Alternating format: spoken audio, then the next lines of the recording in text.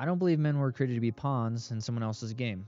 I believe we were created to be steward kings. Men under authority, yes, but entrusted with real responsibility. Not perfect men, but disciplined ones. Men who rule themselves, serve God directly, and refuse to live in fear. This is king, not pawn. There's this different kind of problem, okay? It's not open rebellion. It's not like obvious corruption. It's something quite a bit more quiet than that, something a bit more subtle. Things that used to be alive are now closed. You know, Truth isn't attacked, it's just ignored. Worship isn't replaced, it's simply just neglected. In alignment, it's not just outwardly rejected, it's forgotten about altogether. And over time, what was once central becomes irrelevant. This video is going to be about Hezekiah. Okay, when Hezekiah becomes king, he doesn't inherit chaos, he inherits neglect. The temple is closed, and let that just sink in for a moment. I don't know. It wasn't damaged, it wasn't under attack, it was just closed. The doors were shut. There was no worship, there was no sacrifice, there was no alignment, and the people have adjusted to it. So let's go ahead and talk about this story for a moment. Living without what you once needed. That's how drifting works. You don't always notice it immediately. You just slowly remove things. Less time with God, less personal discipline, less intentionality with things until one day what used to be central in your life is no longer present at all. And it feels normal, which is the strangest thing, right? Let's talk about the first move that Hezekiah makes. Because when he becomes king, he doesn't start with politics. Okay? He doesn't start with expanding his empire. He doesn't start with image and making sure that everything looks good. He goes straight to the root. He reopens the temple immediately. No delay, no negotiation. Okay? Scripture actually says that he opened the doors in the first month of his reign. Not after planning, not after testing the waters, just quite literally immediately. Because he understood something. If alignment with God is off, everything else will be off as well. See, that's why restoration, it comes before any kind of expansion can take place. This is true as a nation. This is true on a personal level as well, because this is where most men get it wrong. They want to build more without already fixing what's broken. They want more success and more influence and more growth. But guys, if the foundation is off, expansion is just going to multiply the dysfunction that you're already living in. And that's why Hezekiah, he didn't expand first, he restored first. So let's go ahead and take a minute to go ahead and talk about the man who rebuilds the foundation. Because in every single one of our lives, we realize as men, or at least I hope you guys have reached this point of, I don't need more. I need to fix what's already off.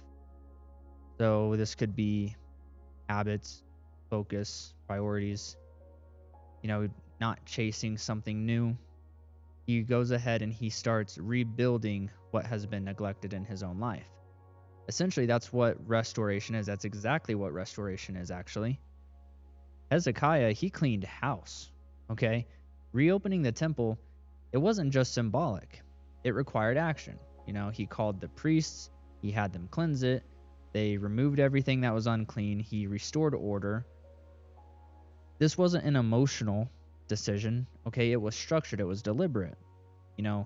Alignment, as we've talked about before, it requires removal. You cannot restore something without removing what corrupted it, right? I mean, that all makes sense to us here, right? That's where most men hesitate, unfortunately, because removing things is uncomfortable. It might mean, cutting off certain habits, changing environments, distancing yourself from certain influences. Could be restructuring your personal time.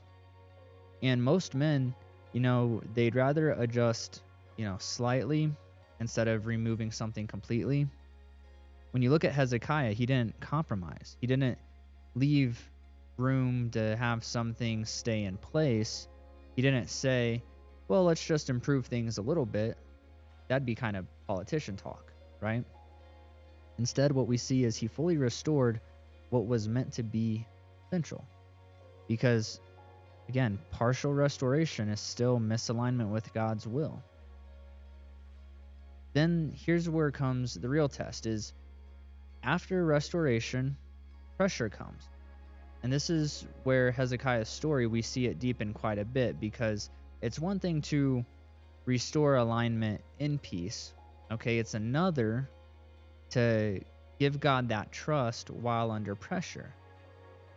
So this is pretty much where the Assyrian Empire shows up, and they did not come quietly. Okay, they mock, they threaten, they try to break morale. They say, don't trust your God, he can't save you, you're on your own.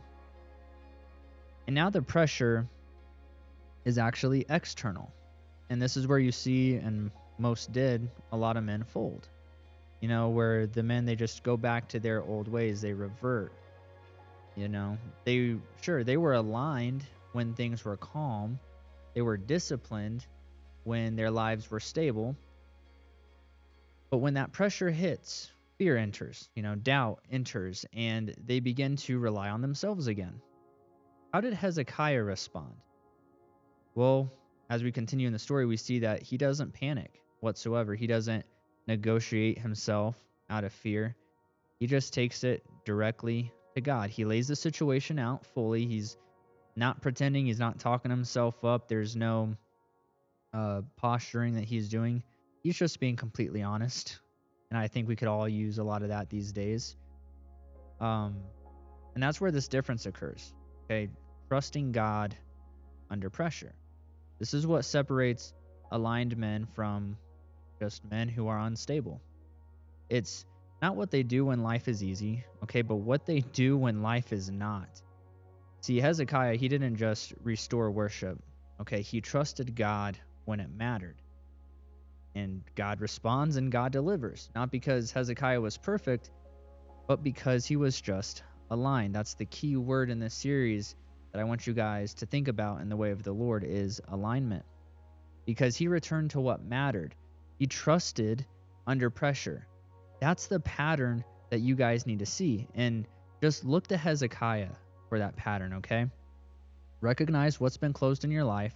Reopen it immediately. Remove what corrupted it. Restore proper order. And when the pressure comes, because it will, trust God, okay? That's the process. So let's look at modern men and go ahead and contrast that with how men in general these days avoid restoration. Because most of us know, we see it. This culture we have around us is off, okay? But they don't act on it. They delay. They distract themselves. Doom scrolling, right? They hope that the situation just resolves itself. They neglect, and over time, all that neglection just compounds. And then what stays closed stays dead. And I'm looking at you right now because you already know what's closed in your life. You don't need someone like me to tell you, because deep down you already know. You know the area in your life that you're neglecting. You know the discipline in that one area that you've dropped. You know the alignment from God that you've drifted from. So the question I pose to you is not, do I see it? The question you need to ask yourself is, will I reopen it? Because you don't need something new, okay? You need to restore what was lost. Reopen what you've closed. Clean out what doesn't belong and shouldn't have been there in the first place. Rebuild what matters. And when the pressure comes, trust God anyway, okay? Because most men, they're looking for something new. But what you need is to just restore what you have already abandoned,